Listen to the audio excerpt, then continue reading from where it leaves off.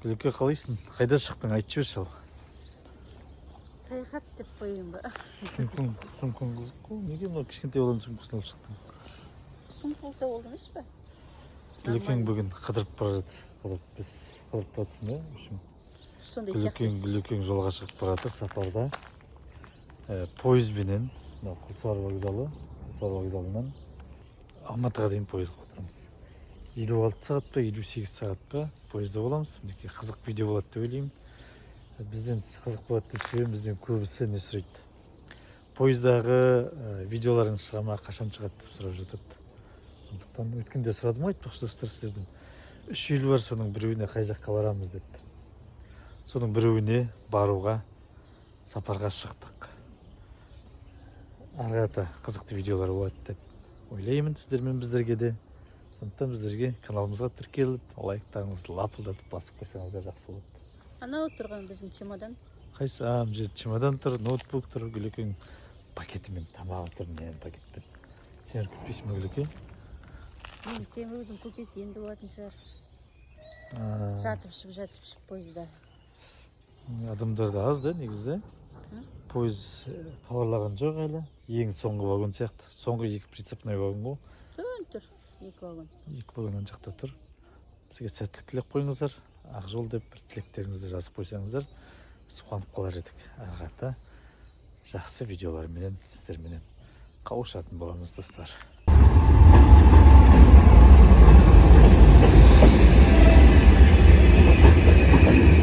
Гүлеке, вагондар ескі ме, көріпсің бе? Ескі вагондар? Иә. Ескі жамдай ма екен? Жоқ, біздікі деген новый болу керек. Қазір әкеп тіркейді ғой. Мына вагондар состав ескі негізінде. Бірақ бізге тіркейтін вагон новый болу керек. Уайымдамаңыз, қабағын түйіліп кетті, байқап тұрмын. Мінекей, екеуі де новый вагон. Гүлеке, көрдің бе? Уайымдамаңыз, қайсы Гүлекенің көңіл күйін көрсетіп жіберейін. Ендігі көңіл күйі мынандай болып тұр. Мінекей, мәз.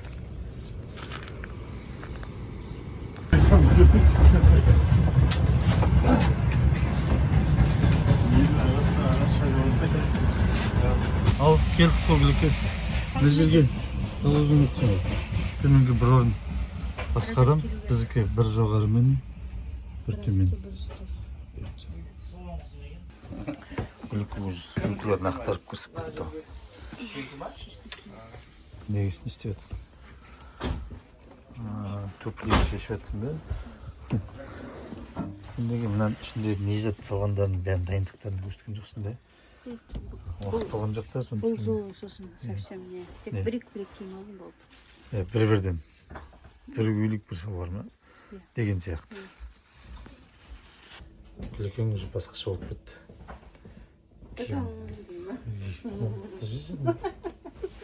Қолын салып бар дейсің. Мынаны ауыстыру. Болды. Сол күйінде тұрсың ба? Бұйырсақ Құлсарыдан қозғалдық. Вокзалды түсіруге болдым. Вокзалдан асып кеттік. Болсын Гүлеке. Шығайын атсын. Мынау цветная қызық екен. Несі? Кішкентай өпелердікі. Вагонның ішін көрсетіп жіберейін сразу. Таптазан жап-жаңа вагон. Шаң. Қой, шаң. Өзің сүртіп тазалап алатын болдың ғой. Әйтеуір жаңа вагон ғой. Жаңа не бар? Розетка бар, телефон зарядкалайтын. Ең бастысы сол. Таптаза ғой, не керек енді бұдан басқа? Вагонның ішін көрсетіп жатқанымыз. Манағыдай вагондар болса не істер едің ана? Составтағыдай. Онда қиын болатын еді. 2 күн жолда. Тыныш түзектерді салып демалайын деп жатырған сияқты. Біз де демаламыз ендеше. Гүлеке не болды? Мысық құсып отырсың қандай болады? Мысық тұрылып келіп созылып кетті ғой. Қандай алды ма? Сағат іші болды. 11-де келді ол. Көйіқті қолпыз. 11-ден бері қайда сағат? Енді бұл жерде баласы шашып кетті. Бұл жерде осы емес қайда ана лодка жүреді ғой сонда қайда таңертеңге дейін тоқтамағанда елсіз дала бейнеден кейін вообще елсіз дала елсіз даламенен түнде шалқарға бір барып тұрады соған бейнеде дейсің Алла. ана жақта кішкентай қала бар екен да шеге мен сыртқа шығып келген айтпақшы мына жақта әжетхананы жауып қойыпты бұл вакуумный әжетханасы тұрса да ашық тұру керек ештеңе зиян болмайды да тұрса да ашық тұрса бірақ кілттеп қойған енді даладағы баруым керек сен білмейсің бе не мен барып келемін сен шай жасап қой давай екі вагонды осылай шет жаққа ағытып кетті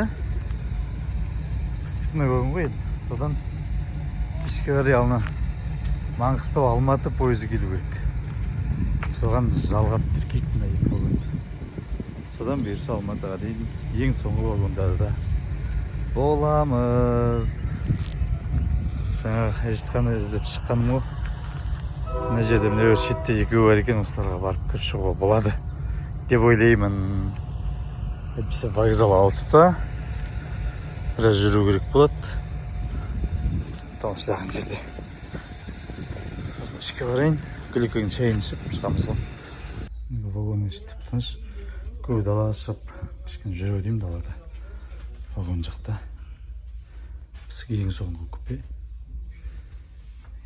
гүлекең шайдың бәрін жасап қойған молодецсің ғой мен сен көптен алып шықсам балық картоп қазы қарта тауық пирожки самса чебуреки гүлеке бәрін тауып саласың ба сен 120 килограмм болайын деп тұрмысың ба бұйырса жайлап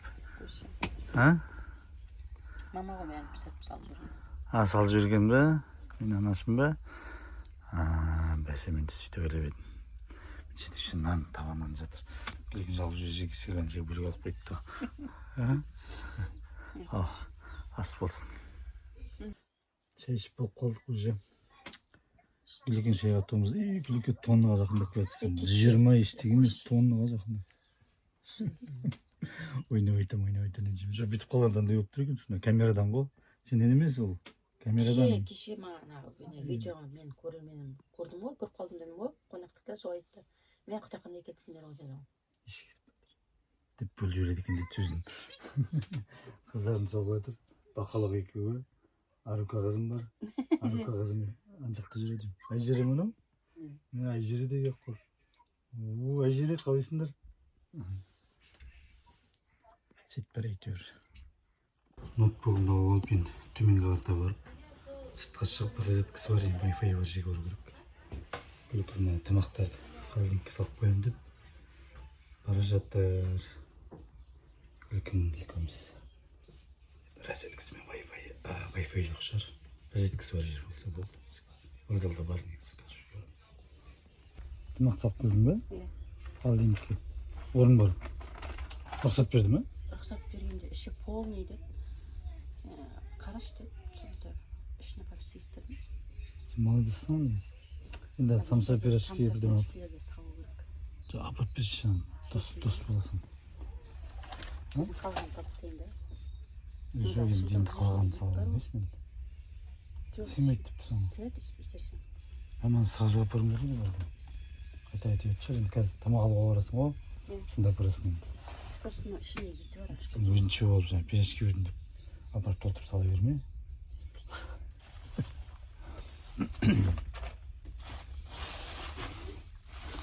жүр кетті төменге шайық бара беріңдер жерде қойшы мынаны алайық газеттен бірдеңе оқып қалдым ТШО Майгүнгенге қашты не оқып қалыпты ТШО Майгүнгенге қашты мына зеркальный қылып көрсетеді екен жаным ауырды күн деген ыстық екен жазғы температура болып тұр 31 градус көрсетіп тұр жаңағы вагондағы температурадан қарағанда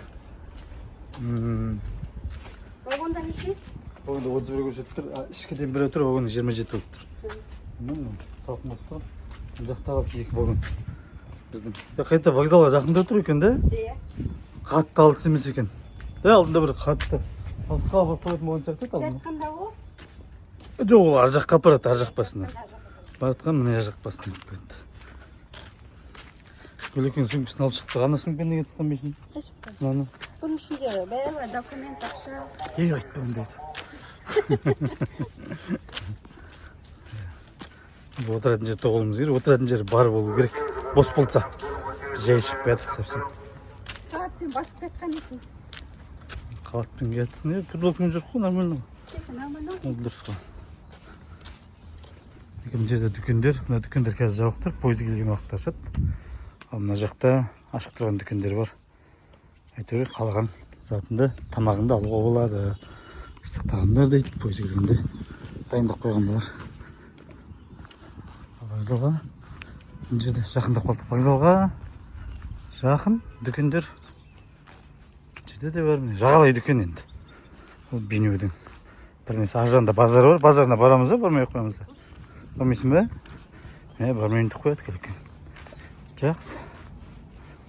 Гүлекең, қай жерлерде тоқтайтындарымыз айтып жіберсейші. Бірге қарайық Гүлекең. Бүгін 10 май.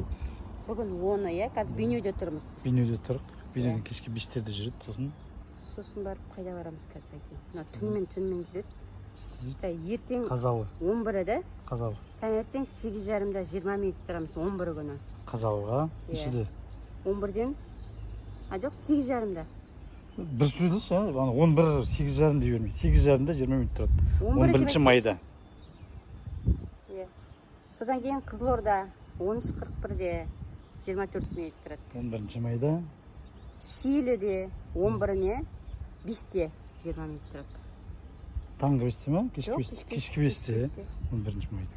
Сосын бар Түркістанда тұрады 8:15-те. Арыстан өтіп кеттің сен. Арыс 2 бар 20 минут тұрады жер. Міне қазір мына бойдан қарап. Біз Түркістанға келіп тұрмыз ғой, Түркістаннан кейін ғой. Ойбай қылдама, давай. Содан кейін барып Арыс келеді. Сағат 10:30-да 20 минут тұрады. 11 май. Сосын Шымкент келеді 12:38-де 13 минут тұрады. Тараз. Так. Одан түн болады 12-сі күні, сағат 12-сі күні. Қазір айтамын. Тездейші, қолым талып қалды. Шу бар ғой 20 минут. Түнге барады. Таразға 5:50-де барады. Шуға таңертең 10-ға 15 қалғанда барады 20 минут. 12-сінде ғой. 12-сі. Болды, осылай тоқтап баратын жерлерді айтып отқанымыз ғой. Жол негізінде ұзақ. Осындай қалалардың, енді біршама қалалардың үстімен жүретіндігін айтып өтіп отқан жайымыз бар. Ол Құлсардан шыққандағы маршрут. Маңғыстаудан шыққанда да сол маршрут.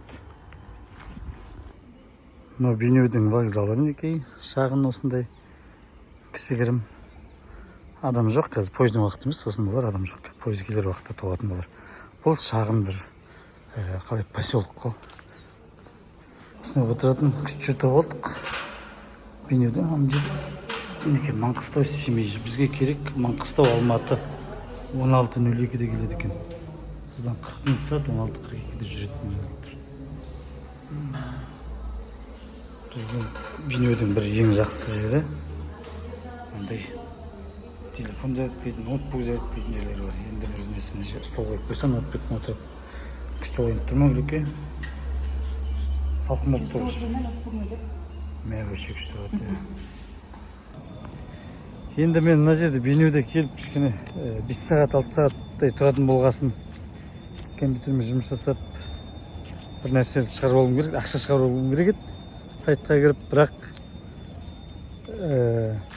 ол сайттарға кірілмеді. Себебі интернет жай болып тұрады, 4G. Олар жақсы жұмыс жасау үшін маған 5G керек екен сияқты болып тұр. 5G бар жерге барғанша күтем. Ол сайт маған не үшін керек? Ол жерден ақша шығарып алуым керек болды. Сондықтан солай болды енді. Гүлекең ішкәрі тығыла берді. Мен максимально көрсеткім келіп көшірдім. Қазір өзі бір 30-40 минуттан кейін пойыз келеді өзі. Мына Бейнеудің базары. Ішкі киім жақ базарынан өттік. Мына жақта тамақ базарларынан өттік. Алдымызда не бар? Көрейік. Уақыт тек заттар, мындай киімдер. Бейнеуде негізінде көкөністер жақтары арзандау болады деп ойлаймын, киімдерге қарағанда. Да, солай ма? Сараз бар екен, жеті жасқа дейді ол. Мужика бізде бір көзі келетін уақыт жақындады. Қазал деген бит 1000 жарым.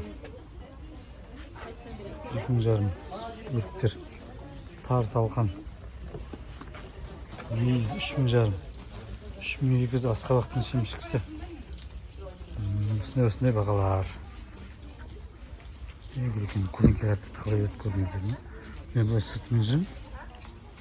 Ішінен тығылып бара жатыр көлеңкемен.